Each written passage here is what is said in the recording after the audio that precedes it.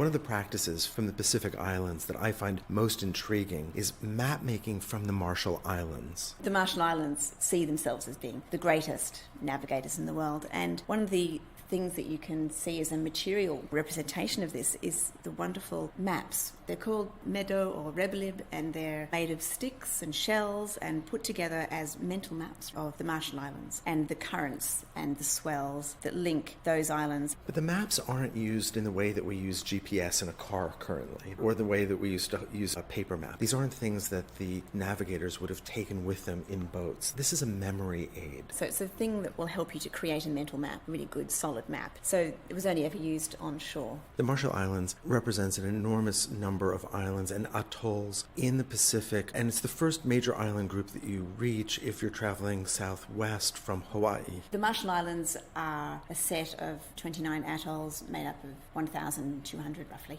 islands, and it takes up a space of about 2 million square kilometres.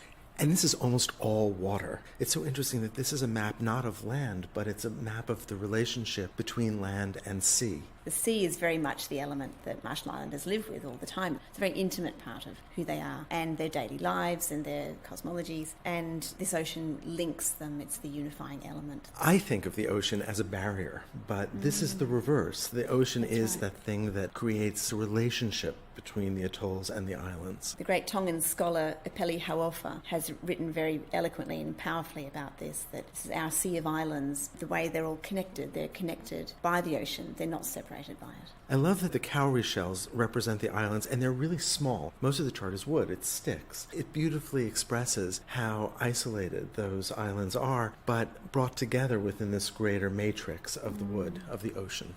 Each one of these charts is different because it's made by a navigator to represent the way he sees this ocean with its islands and how to get between them. And this one here is one that was collected by Robert Louis Stevenson. The author. That's right. He and his family travelled to the Marshalls. He bought this here, or was given it, and then later on it was sold in his estate. It seems impossible that you could create a map of the open ocean, but the way that these function, in a general sense, is that they're registering the swells, the currents, the landmarks of the open sea. In most of the charts you'll see there's these curving sticks. Those ones are like the echoes of the swells and the waves out from an island. So when they hit an island, they then echo back out. And then you can see the longer sticks are the ones which are currents, and there's also sticks which are like the pathways from one place to another that the navigators wanted to emphasize.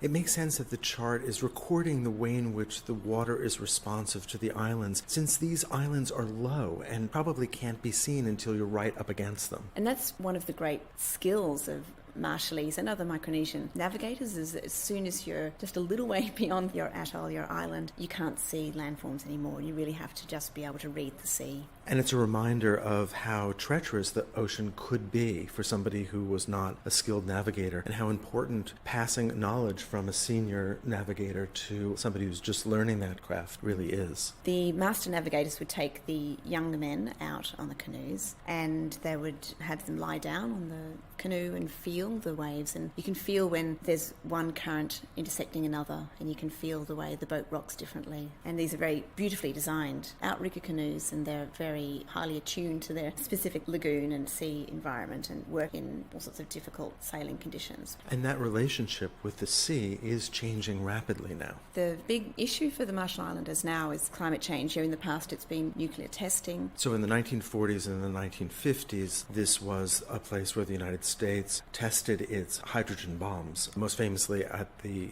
Bikini Atoll. Marshall Islanders are still living with that legacy, and there's still testing going on, but not of nuclear weapons. It's more ballistic missiles now. But part of what has come out of that is that there's this compact of free association between the Marshall Islands and the United States, which means that people from the Republic of the Marshall Islands can actually live and work in the States. One can only imagine what a contemporary map would look like now, one that spanned not only islands but actually nations.